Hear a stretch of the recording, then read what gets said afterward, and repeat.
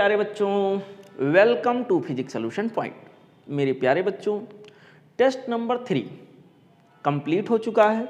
आज हम लोग इस टेस्ट का सॉल्यूशन डिस्कस करेंगे। ओके बच्चों, जैसा कि आपको पता है, बदले हुए पैटर्न में 2 सेक्शन में क्वेश्चन पेपर को डिवाइड किया जाता है। हर सब्जेक्ट को 2 सेक्शन में डिवाइड किया जाता है, section A, section B. Section में ए में 35 क्वेश्चंस होंगे, जिसमें सारे क्वेश्चंस कंपलसरी हैं, सब करने हैं। और सेक्शन बी में 15 क्वेश्चन रहेंगे, जिसमें से आपको 10 क्वेश्चन करने होंगे। ओके, हालांकि यहाँ सोल्यूशन जब हम बताएंगे तो सबको ही बताएंगे। तो स्टार्ट करेंगे सेक्शन ए से। सेक्शन ए में बच्चों पहला क्वेश्चन आपके सामने आ रहा है, देखिए। इसमें कह रहे हैं dimensions of A and B are different. A और बी, यहाँ 2 कोई फिजिकल क्वांटिटीज होंगे और ये बोला गया कि इन दोनों के डायमेंशंस डिफरेंट हैं। Okay, then which of the following operation is valid. मेरे प्यारे बच्चों, क्वेश्चन नंबर हम बात कर रहे हैं क्वेश्चन नंबर 1 की। सब लोग ध्यान से देखें। क्वेश्चन नंबर 1 का सलूशन बच्चों, यहाँ पर 2 फिजिकल क्वांटिटी कोई है, एक का नाम ये है और अगले का नाम बी है। बोला गया इन दोनों के डायमेंशंस अलग अलग हैं, दोनों के डायमेंशंस अलग अलग हैं। यहाँ पर इसका मतलब ये हो गया कि ये का डायमेंशन और बी का डायमेंशन अगर बच्चों यहाँ के अंदर मैं दिखाऊं तो सेम नहीं है, अलग अलग हैं।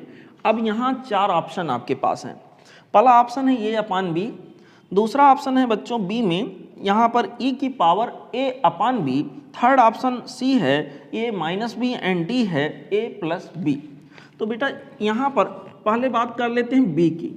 b में लिखा e की पावर माइनस ये अपान बी। ध्यान दीजिएगा बच्चों, e का समथिंग पावर, एक्सपोनेंशियल की जो पावर होती है वो डायमेंशन लेस होनी चाहिए। तो ये पावर जो होना चाहिए ना बच्चों, ये डायमेंशन लेस होना चाहिए। अगर पावर डायमेंशन लेस है तो ये तभी पॉसिबल होगा जब ये का डायमेंशन बी का डायमेंशन सेम हो। अगर डिफरेंट डायमेंशन ए और बी का होगा तो बच्चों पावर ये जो बनेगा वो डायमेंशन लेस नहीं हो पाएगा। जबकि e की पावर समथिंग होगा वो डायमेंशन लेस होना चाहिए, पावर तो डायमेंशन लेस होना ही होना चाहिए। लेकिन अगर डिफरेंट फिजिकल क्वांटिटी का पावर लगा देंगे, रेशियो ले लेंगे, तो डायमेंशन लेस नहीं हो पाएगा। इसका मतलब बच्चों यहाँ पर ये होना चाहिए, ऐसा होना चाहिए, जो कि नहीं मिल रहा है। इसका मतलब बी तो होगा नहीं। सी में और डी में, सी में कहा गया है बेटा ये माइनस बी, यहाँ पर ये माइनस बी। आपको पता है प्रिंसिपल ऑफ होमोजेनिटी ये कहता है कि सेम डायमेंशन वाली चीज़ों को प्लस या माइनस किया जा सकता है। यहाँ दोनों के डायमेंशंस अलग अलग बोल रहा है तो उनको प्लस या माइनस करना पॉसिबल नहीं होगा। यहाँ पर ए भी पॉसिबल नहीं है। डी में ए प्लस बी लिखा है जो कि प्रिंसिपल ऑफ होमोजेनिटी के अनुसार पॉसिबल नहीं होगा। तो ये तीनों गए। अब ऑप्शन ये क्या डिस्कशन करें तो ये में लिखा गया है, ऑप्शन ये में बच्चों लिखा गया है ए अपान बी, ये अपान बी।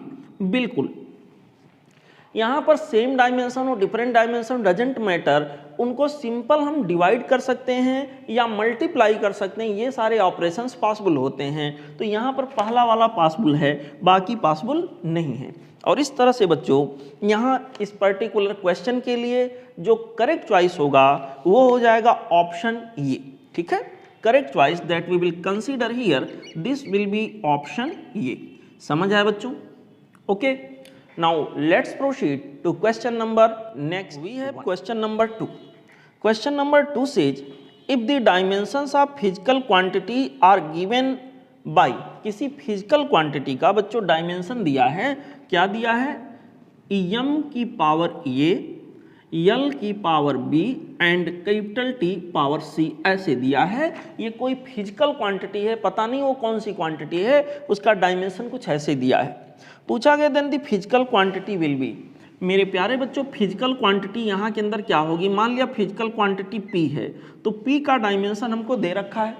कह रहा फिजिकल क्वांटिटी होगा, पहले ऑप्शन में कह रहा फोर्स होगा if A equal to 0 and B equal to -1, C equal to -2। अगर बच्चों यहाँ ऑप्शन ये को चेक करें तो यहाँ पर जो फिजिकल क्वांटिटी उसको कह रहा फोर्स है, तो फोर्स का डायमेंशन हमारे पास अगर यहाँ पर लिखा जाए तो होगा ml two T power ml into T power -2, ऐसे ये फोर्स का डायमेंशन हो गया। जबकि बच्चों क्वेश्चन में दिया है ये इक्वल टू उन्होंने दिया है 0, तो यहाँ पर ए के जगह 0 नहीं, यहाँ ए की वैल्यू तो आनी चाहिए थी 1, बी की वैल्यू यहाँ के अंदर आनी चाहिए 1 और सी की वैल्यू आनी चाहिए -2, जो कि ऑप्शन ए में नहीं है। इसका मतलब यहाँ के अंदर ऑप्शन ये गलत हो गया, ये तो होगा नहीं। बी को चेक करें, बी में बच्चों लिखा गया pressure if A equal to 1, B equal to -1 and C की वैल्यू के दिया है -2। बच्चों देखो, प्रेशर का मतलब होता है फोर्स पर यूनिट एरिया, और अगर प्रेशर की मैं डायमेंशन लिखूंगा तो यहाँ के अंदर force m l t power -2 और एरिया मतलब L2, यानी कि आ जाएगा m l power -1 t power -2। तो स्पष्ट रूप से जहाँ पर ये था कंपेयर करें तो ये के जगह 1 आ गया, b की जगह -1 आ गया, और यहाँ के अंदर बच्चों c की जगह कितना आ गया -2, ऐसे आ गया।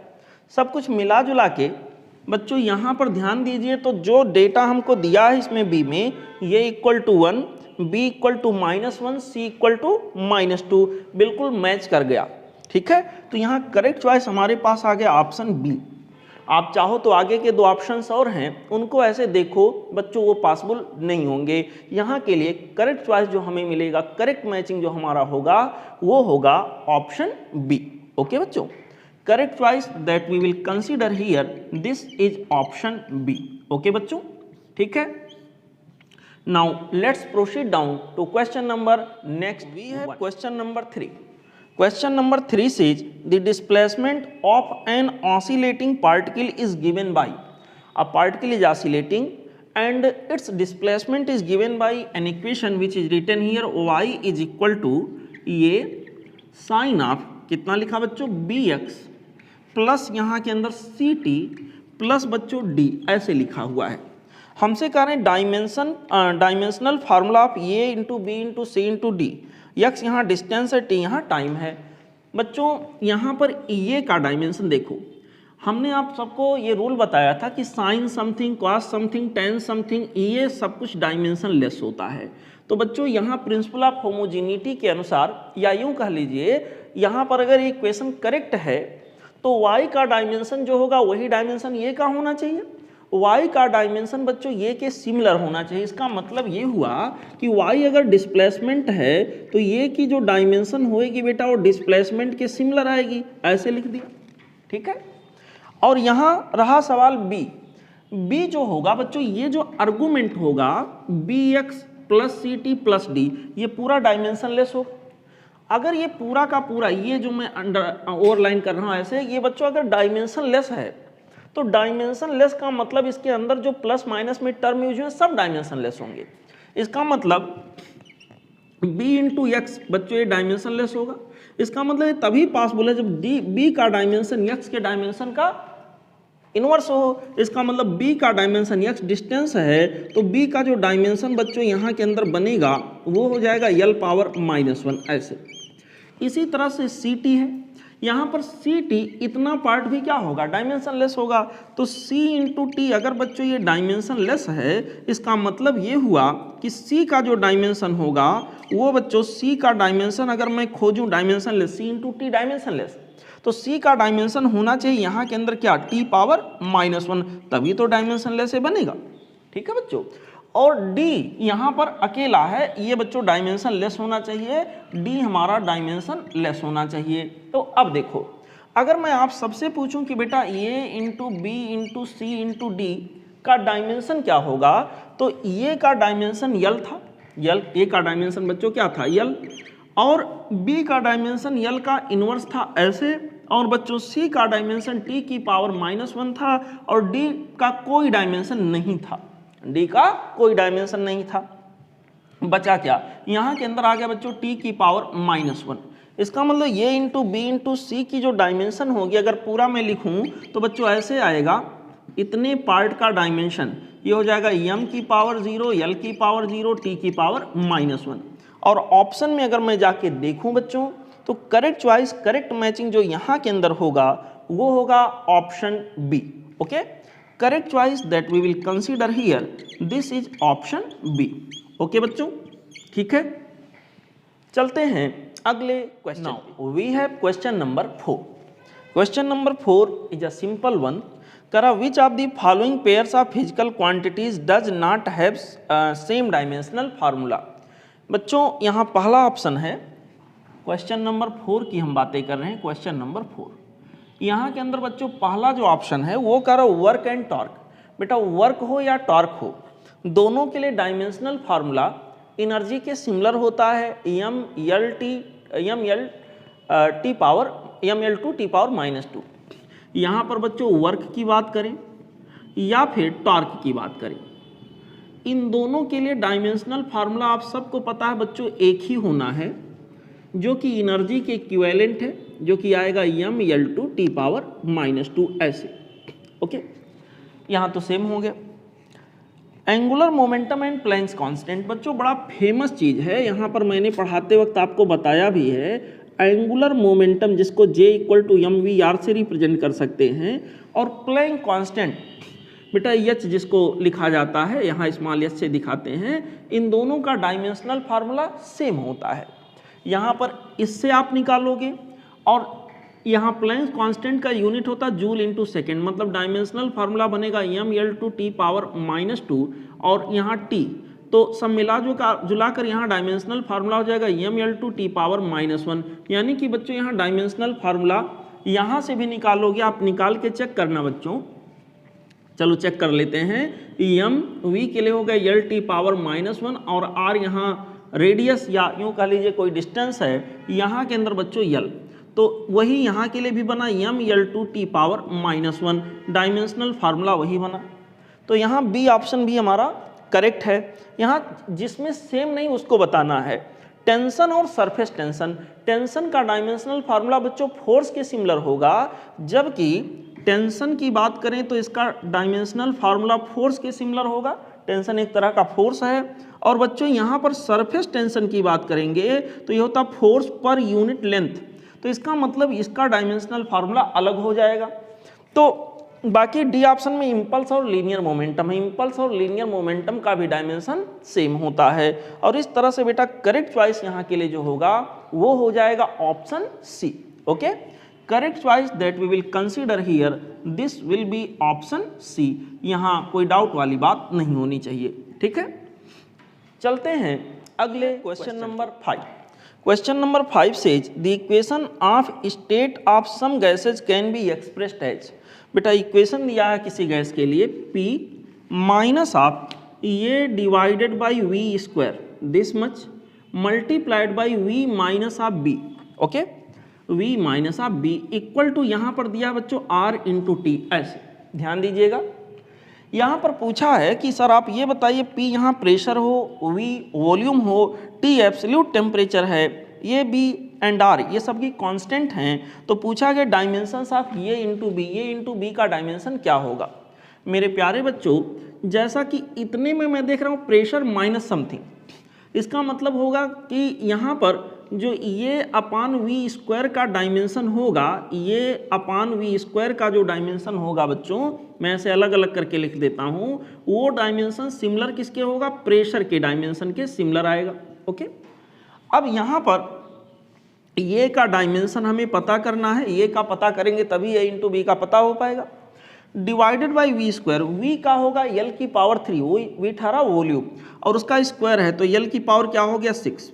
ओके, प्रेशर, प्रेशर का मतलब बच्चों फोर्स पर यूनिट एरिया, यानी कि mL_2 डिवाइडेड बाई EL2। तो बच्चों यहाँ के अंदर हमारे पास हो जाएगा m L की पावर -1 T की पावर -2। ऐसे आगे, ऐसे आगे। अब यहाँ क्रॉस मल्टीप्लाई कर लेते हैं तो ये का डायमेंशन यहाँ के अंदर आ जाएगा m L की पावर 5 T की पावर -2। ये तो ये का डायमेंशन रहा। ठीक है बच्चों, B का डायमेंशन अगर मैं निकालने जाता हूँ तो B का डायमेंशन मेरे पास क्या होगा, B का डायमेंशन इक्वल टू V का डायमेंशन, और V ठहरा वॉल्यूम यानी कि L3। अब बेटा हमसे पूछा कि ये इंटू बी का डायमेंशन बताइए, तो ये इंटू बी का डायमेंशन बताएंगे तो दिस इंटू दिस हो जाएगा, और यहाँ पर सब मिला जुलाकर हमारा रिजल्ट मिलेगा m L की पावर 5 वहाँ, L की पावर 3 यहाँ, दोनों मिल करके हो जाएंगे L की पावर 8 और T की पावर बेटा यहाँ के अंदर आ जाएगा -2। यही हमारा आंसर हो जाएगा।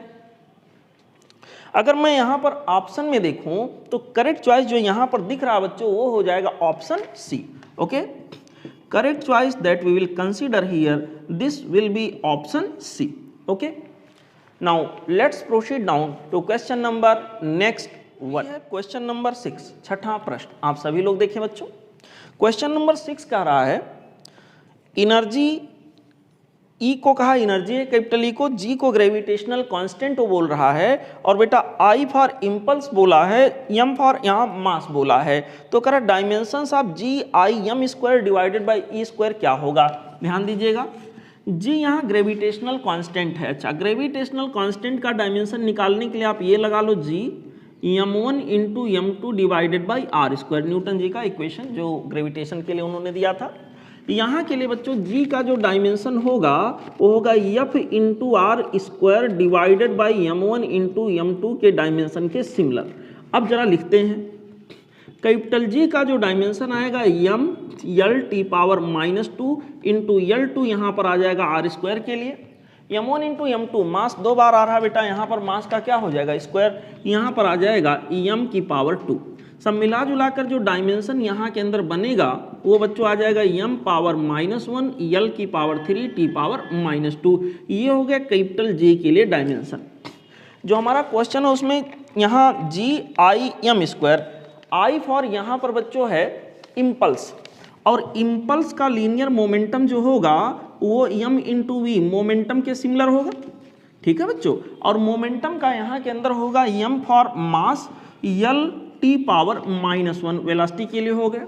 ये बच्चों हमारे पास आई इम्पल्स के लिए डायमेंशन हो गया।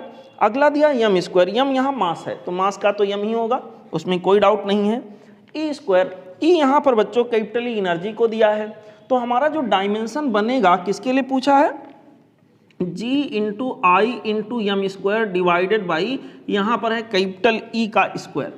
देखिए बच्चों g का डायमेंशन हमको मिल रहा है m की पावर -1 L की पावर 3 t की पावर -2। ओके, अगर आपको डायरेक्ट याद है तो अच्छी बात है, समय बचेगा, टाइम बचेगा, अदरवाइज आपको निकालना पड़ेगा। i के लिए बच्चों यहाँ पर जो डायमेंशन हम लोगों ने अभी देखा m L t पावर -1 ऐसे हो गया। मेरे प्यारे बच्चों यहाँ पर अगला इसी में दिया m square in the sense mass का स्क्वायर, इसका डायमेंशन सिंपली m स्क्वायर ही होगा divided by E square in the sense energy का dimension m L2 t power -2 का स्क्वायर करेंगे, m का स्क्वायर हो जाएगा, L2 का स्क्वायर कहेंगे L की पावर 4 हो जाएगा, t पावर -4 यहाँ आ जाएगा। ऐसे एनर्जी के स्क्वायर का डायमेंशन। ठीक है बेटा, सॉल्व करेंगे तो यहाँ देखें m की पावर -1 और m की पावर 2 ऐसे सीधे हम कैंसिल कर देते हैं, ज़्यादा सही रहेगा। और यहाँ पर L की पावर 4 ये दोनों मिलाकर L की पावर 4 हुए, यहाँ से कैंसिल हो जाएंगे। ठीक बच्चों, और यहाँ पर t की पावर हमारे पास -4 है, और यहाँ पर देखें, अच्छा ये दोनों m मिलके एक दूसरे को ख़त्म कर दे रहे हैं। यहाँ पर t की पावर -2 और यहाँ पर t की पावर -4, t की पावर -4 को बच्चों और t की पावर -2 ये देखिए यहाँ पर भी ये दोनों मिलकर हो जाएंगे t की पावर -3 और t की पावर -4 ऊपर पहुँचेगा तो सब कुछ मिला जुला करके इसका जो डायमेंशन निकल कर आएगा बच्चों वो t हो जाएगा, यानी टाइम के सिमिलर हो गया। और इस तरह से अगर मैं ऑप्शन में खोजने जाऊँ तो ऑप्शन ये यहाँ के लिए करेक्ट चॉइस होगा। ओके बच्चों, correct choice that we will consider here, this will be option ये। ओके बच्चों, ठीक है। Now let's proceed down to question number next है question number 7। Question number 7 says what is the dimensions of energy in term of linear momentum p, area a and time t। मेरे प्यारे बच्चों dimension किसका पूछा है, energy का।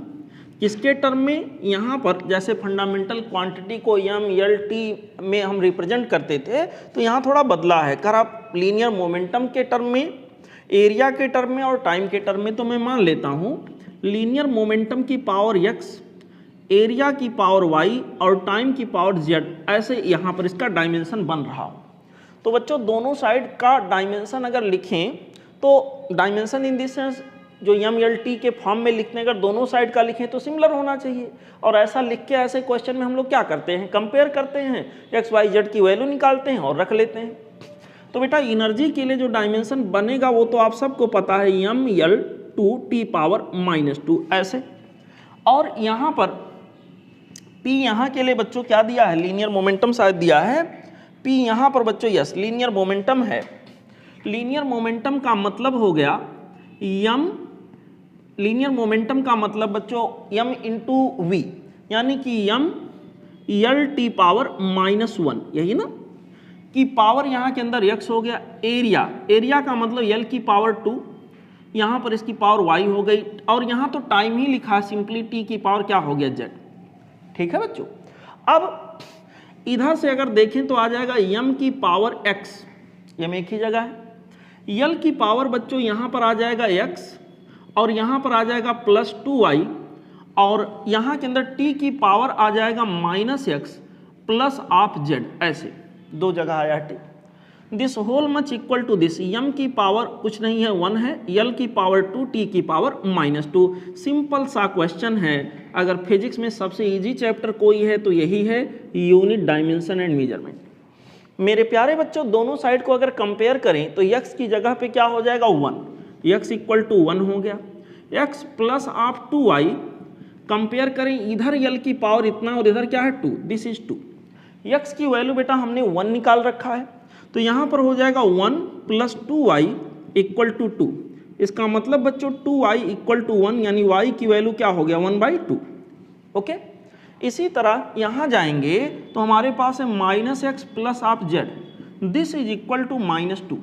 Okay, x की value बेटा कितना है 1, यहाँ पर हो गया -1 plus of z equal to -2, यानी कि z की वैल्यू बच्चों यहाँ के अंदर हमारे पास हो जाएगा -2 प्लस 1, यानी कि z इक्वल टू आ जाएगा -1।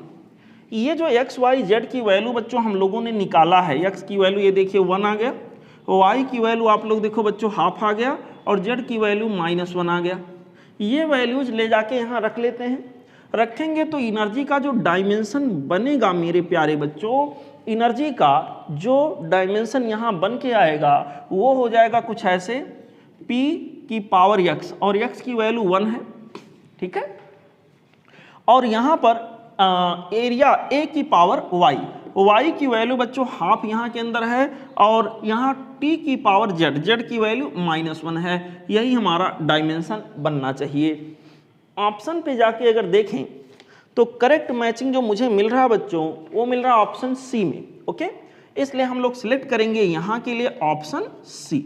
ओके, ठीक है बच्चों। This was the solution for the question number 7। Now let's proceed down to question number next one. We have question number 8। Question number 8 में बच्चों 2 कॉलम बना के दिए हैं और इसमें मैच कराना है कि कौन सा सही है कौन सा गलत है। करेक्ट मैचिंग यहाँ दिखाना है। कॉलम ए में कॉलम जो पहला वाला है फर्स्ट कॉलम, उसमें दिया गया है ए R/L, B CR, C में दिया गया E/B और D में दिया गया एप्सिलॉन नॉट स्क्वायर रूट के अंदर एप्सिलॉन नॉट म्यू नॉट। हमसे कॉलम सेकंड में हमको दिया गया टाइम, फ्रीक्वेंसी, स्पीड, और एक ऑप्शन एक जो है दिया गया है नन, कुछ भी नहीं मैच कर रहा है इसका मतलब। तो यहाँ पर एक एक करके चेक करें बेटा। जो ये लिखा है कॉलम फर्स्ट में जो ये लिखा है उसमें R/L है। आपको मैंने बताया था बच्चों 3 चीज़ें, L/R, RC स्क्वायर रूट के अंदर LC, ठीक है। L/R, RC स्क्वायर रूट के अंदर बच्चों LC, यहाँ इन तीनों की डायमेंशन या फिर कह लीजिए यूनिट टाइम के सिमिलर होता है। तो L/R की यूनिट अगर टाइम के सिमिलर है तो बच्चों यहाँ पर R/L की जो यूनिट आएगी वो 1 टाइम के सिमिलर होगी, और 1 टाइम का मतलब टाइम के इनवर्स के सिमिलर होने का मतलब 1 टाइम का मतलब इसमें एक्सप्रेशन फ्रीक्वेंसी का आ जाएगा। तो ये बच्चों फ्रीक्वेंसी के सिमिलर होगा। इसका डायमेंशन जो बनेगा वो सिंपली अगर देखें तो बचेगा T⁻⁻1, यानी फ्रीक्वेंसी के सिमिलर होगा। इसका मतलब जो ये है उसकी मैचिंग यहाँ पर होगा Q से। एक बात तो स्पष्ट हो गया, ये का मैचिंग हम लोग कराएंगे Q से। ओके, अच्छा आगे लिखा गया CR। यहाँ पर बच्चों B में लिखा गया CR, CR लिखो या RC।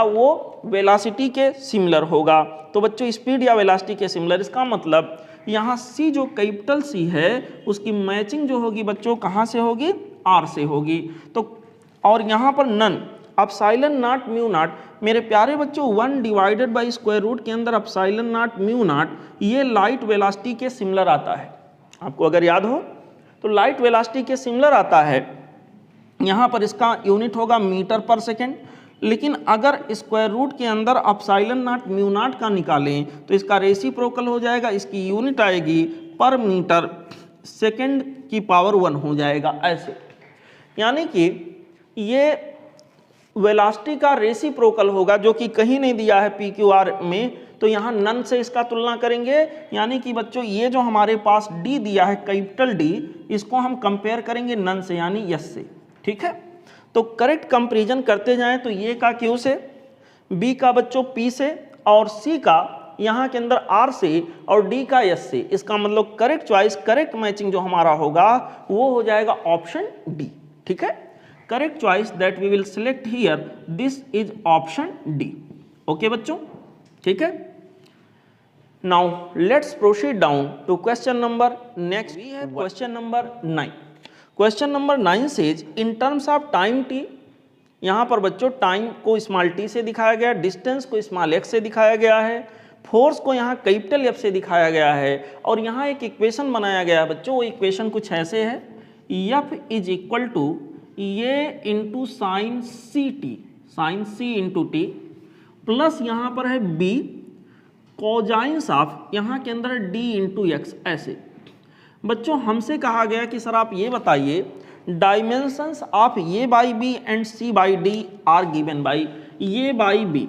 बच्चों देखो यहाँ समथिंग, अब एक बात और है, this plus this, something plus या समथिंग माइनस अगर किया गया है तो बच्चों यहाँ जो डायमेंशन प्रिंसिपल ऑफ होमोजेनिटी के अनुसार जो डायमेंशन यहाँ का होगा वही यहाँ का होगा। अब बच्चों रहा सवाल और वही डायमेंशन फोर्स का होगा, तो इतने पार्ट का जो डायमेंशन होगा वो फोर्स के सिमिलर होगा और इतने पार्ट का जो डायमेंशन होगा वो भी फोर्स के सिमिलर होगा।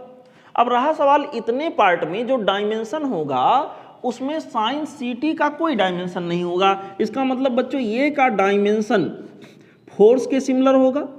इसी तरह से बच्चों अगर मैं यहाँ दिखाऊं तो इतने पार्ट में इतने पार्ट का कोई डायमेंशन नहीं है, तो बच्चों इसका मतलब ये हुआ जो यहाँ B का डायमेंशन होगा वो भी फोर्स के डायमेंशन के क्या होगा, सिमिलर होगा। इसका मतलब ये हुआ बच्चों कि ये बाई B का जो डायमेंशन होगा, ये बाई B का जो डायमेंशन होगा वो यहाँ के अंदर बच्चों फोर्स अपॉन फोर्स का डायमेंशन, इसका मतलब डायमेंशन लेस हो जाएगा, m की पावर 0, l की पावर 0, t की पावर 0। अब अगर ऑप्शन की तरफ हम देखें तो एक ही ऑप्शन ऐसा दिख रहा है, तो अगला चेक करें ना करें, अगर एग्जाम में आप हैं आप टिक करके निकल सकते हैं, लेकिन हम यहाँ समझा रहे हैं तो पूरा चेक करा देते हैं। C बाई डी, मेरे प्यारे बच्चों यहाँ पर देखो C इंटू टी, आपको पता है साइन कॉस टेन कोसेक क्वाट सेक इन सबका जो आर्ग्यूमेंट होता है वो बच्चों यहाँ के अंदर डायमेंशन लेस होता है, तो C इंटू टी ये 18 डायमेंशन लेस। इसका मतलब बच्चों C का जो डायमेंशन होगा वो यहाँ पर टाइम के इनवर्स के सिमिलर होगा, ऐसे आ गया। और यहाँ D का जो डायमेंशन होगा बच्चों वो डायमेंशन यहाँ यल इनवर्स, यल यहाँ डिस्टेंस है, यल इनवर्स के सिमिलर होगा क्योंकि हमें ये डायमेंशन लेस बनाना है, ठीक है। c into T dimension less है, इसी तरह से बच्चों d इंटू एक्स भी क्या है, डायमेंशन लेस है। तो ये तभी पॉसिबल है जब d का डायमेंशन बच्चों यल इनवर्स के सिमिलर हो जाए। ये कुछ ऐसे बना। तो हमको c अपान डी का बताना है। c अपान डी का जो डायमेंशन बच्चों यहाँ बनेगा वो कुछ ऐसे होगा, t का इनवर्स डिवाइडेड बाय यल का इनवर्स, यल को ऊपर ले जाएंगे तो बनेगा यल टी पावर -1। इसका मतलब ये हो गया ये डायमेंशन वेलोसिटी के डायमेंशन के सिमिलर होगा। अब अगर देखें वेलोसिटी के डायमेंशन के सिमिलर मतलब m की पावर 0, इसको ऐसे लिख सकते हैं m की पावर 0 यल टी पावर -1। मेरे प्यारे बच्चों ऑप्शन तो पहले ही पता था क्या होने वाला है, वेरीफाई भी हो गया। यहाँ करेक्ट चॉइस जो होगा वो होगा ऑप्शन ये।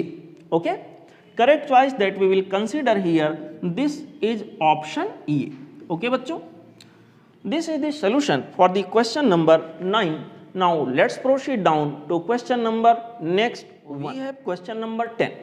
Question number 10 says the relation between force F density D is, कैसे दिया है, यहाँ पर F is equal to x divided by square root के अंदर d। ऐसे हमसे कहा गया डायमेंशन ऑफ x का डायमेंशन क्या होगा, d यहाँ बच्चों डेंसिटी दिया गया है और फोर्स को F दिया गया है। तो एक्सप्रेशन ऐसे बनेगा x equal to F into D का स्क्वायर रूट। ऐसे यानी कि बेटा यहाँ पर हमारे पास हो जाएगा फोर्स इंटू डी की पावर हाफ। अब देखो x का अगर मुझे डायमेंशन पता करना तो यह इक्वल टू हो जाएगा फोर्स का डायमेंशन इंटू दिस मच का डायमेंशन। यहाँ पर बच्चों फोर्स का डायमेंशन हो गया m यल टी पावर -2। ओके, और डेंसिटी का मतलब होता मास पर यूनिट वॉल्यूम, मास पर यूनिट वॉल्यूम। मेरे प्यारे बच्चों मास का मतलब हो गया कैपिटल M, वॉल्यूम का मतलब हो गया यल की पावर 3, यानी m इंटू यल की पावर -3, m इंटू यल की पावर -3। ये डेंसिटी के लिए आ गया लेकिन इसकी पावर क्या है, हाफ। ठीक है, इस तरह से मेरे पास क्या बनेगा, m की पावर 1 और m की पावर हाफ। तो m की पावर बच्चों आ जाएगा 3/2, यल की पावर 1 और यल की पावर यहाँ पर -3/2, 1 -3/2 तो बचेगा -हाफ, यल की पावर -हाफ। बेटा यहाँ पर t की पावर -2, t तो उधर है नहीं, तो यही हमारा डायमेंशन बन जाएगा x के लिए। अगर हम यहाँ पर ऑप्शन में जाके खोजें, यहाँ पर बच्चों ऑप्शन में जाके खोजें m की पावर 3/2, यल की पावर -हाफ और t की पावर -2, तो ये मुझे दिख रहा ऑप्शन ये में। इसलिए हमारा करेक्ट मैचिंग जो होगा वो हो जाएगा बच्चों ऑप्शन ये। ओके, ऑप्शन ये would be the correct matching in this particular question. Now let's proceed down to question number next. We have question number 11. बच्चों इस क्वेश्चन के अंदर कहा गया what happens when we multiply a vector by -2। जब एक vector को -2 से मल्टीप्लाई किया जाता है तो क्या होता है। यहाँ पर बच्चों मान लीजिए कोई वेक्टर है, सपोज करिए वेक्टर ये है। अगर वेक्टर ये को बेटा हम क्या करें, -2 से मल्टीप्लाई कर देते हैं तो ये बन जाता -2a। इसमें दो बातें होती हैं। 2a इसका मतलब मैग्नीट्यूड जो वेक्टर ये का है वो मैग्नीट्यूड जो नए वेक्टर का होगा वो बच्चों ये के मैग्नीट्यूड का डबल हो जाएगा, और क्योंकि यहाँ माइनस साइन आ गया तो बच्चों उसकी डायरेक्शन क्या होगी, रिवर्स हो जाएगी। इट मीन्स यहाँ के अंदर जो हमारा नया वेक्टर बनेगा इस तरह से, यहाँ नया वेक्टर बनेगा वो मेरे पास हो जाएगा 2a। ऐसे यहाँ पर उसकी डायरेक्शन क्या हो गई, रिवर्स हो गई। जो डायरेक्शन इसका मैंने दिखाया था डायरेक्शन यहाँ रिवर्स हो जाएगा और मैग्नीट्यूड डबल हो जाएगा। मैग्नीट्यूड डबल हो जाने का मतलब ये हुआ बच्चों कि जो मैग्नीट्यूड ये का जो लेंथ रहा होगा उसके डबल लेंथ का यहाँ पर वेक्टर दिखाई देगा, लेकिन डायरेक्शन क्या होगी, रिवर्स। तो करेक्ट चॉइस यहाँ के लिए जो होगा direction reverses and magnitude is doubled, यहाँ के लिए ऑप्शन हो जाएगा बी। करेक्ट चॉइस यहाँ के लिए हो गया ऑप्शन बी। ओके, ठीक है बच्चों, चलते हैं अगले क्वेश्चन पे। We have question number 12। Question number 12 says if A B C have magnitudes 5, 4, 3 units respectively, A equal to B plus C. यहाँ के अंदर बच्चों हमको दिया है ये equal to vector A equal to vector B plus of vector C. ऐसे then find the angle between A and C. A और सी के बीच में एंगल क्या होगा। बच्चों यहाँ रिलेशन ऐसे दिया है कि ये वेक्टर ये equal to vector B plus of vector C, okay, ऐसे दिया है। और इस तरह से अगर मैं ट्राइंगल बनाऊं तो बच्चों यहाँ पर ए बी सी का मैग्नीट्यूड भी दिया गया है, हमको दिया गया है ए के लिए बोला गया है मैग्नीट्यूड इसका 5 है, बी के लिए बोला गया बच्चों मैग्नीट्यूड क्या है 4 है, और सी का मैग्नीट्यूड 3 दिया गया है। तो ए बी और सी का रिजल्टेंट ये है, यहाँ पर इसको देख कर लग रहा है वेक्टर बी और वेक्टर सी का रिजल्टेंट वेक्टर क्या है ये। और बच्चों इस तरह से हम देखें 5, 4 और 3 वाला सिचुएशन बन रहा है, तो अगर हम ट्राइंगल मेथड पे इसे सेट करेंगे तो यहाँ एक राइट एंगल्ड ट्राइंगल बनेगा। इसका मतलब ये हो गया कि अगर हमारे पास बच्चों यहाँ पर ये है, ये वाला वेक्टर बच्चों यहाँ के अंदर अगर ये है, ये जो कि 5 है, माफ करिएगा इसको b मान लीजिए, ये वेक्टर b है और ये वाला वेक्टर c है, यहाँ पर बच्चों ये वाला वेक्टर c है, ऐसे ऐसे ऐसे वेक्टर बच्चों यहाँ के अंदर है c। तो यहाँ पे रिजल्टेंट वेक्टर जो हमारे पास आएगा वो कुछ इस तरह से होगा, ये हो जाएगा बच्चों वेक्टर ये, यहाँ पर रिजल्टेंट वेक्टर हमारे पास हो जाएगा वेक्टर ये ऐसे। बच्चों ध्यान दीजिएगा ए बी सी 3 वेक्टर हैं और यहाँ के अंदर ये वेक्टर है, बी वेक्टर है, सी वेक्टर है, रिजल्टेंट यहाँ के अंदर है बी और सी का रिजल्टेंट ये है। बी का मैग्नीट्यूड बोला गया है कि यहाँ के अंदर बच्चों ये 4 है, सी का मैग्नीट्यूड बोला गया 3 है और ये का मैग्नीट्यूड यहाँ के अंदर बोला गया 5 है। तो हमसे ये पूछा गया है कि बताइए यहाँ एंगल पूछा गया किसके बीच, ए और सी के बीच। बच्चों ए और सी को अगर मैं आगे बढ़ाऊँ ट्रांसलेट करूँ तो सी कुछ ऐसे जाएगा और बच्चों ये हमारा कुछ ऐसे जाएगा। तो यहाँ ये ट्रांसलेट करके ऐसे आगे तक करेंगे, ये वेक्टर और बच्चों सी वेक्टर, इनके बीच में जो एंगल बनेगा इतना होगा और जो एंगल यहाँ बनेगा वही एंगल यहाँ बनेगा। न्यूमेरिकली ए और सी को टेल टू टेल मिला, ए और सी के बीच में एंगल बच्चों थीटा कुछ इतना होगा और यहाँ पर वही एंगल नियमानुसार वही एंगल यहाँ भी होगा। तो अगर मैं cos थीटा इस ट्राइंगल में लेता हूँ तो cos थीटा की वैल्यू बच्चों हमारे पास आ जाएगा c/a, इसका मतलब 3/5। cos थीटा 3/5 आ गया तो थीटा की वैल्यू बच्चों हो जाएगा cos इनवर्स में 3/5। यही हमारा रिजल्ट होगा बच्चों, यही हमारा आंसर होगा, ओके, यही हमारा आंसर हो जाएगा।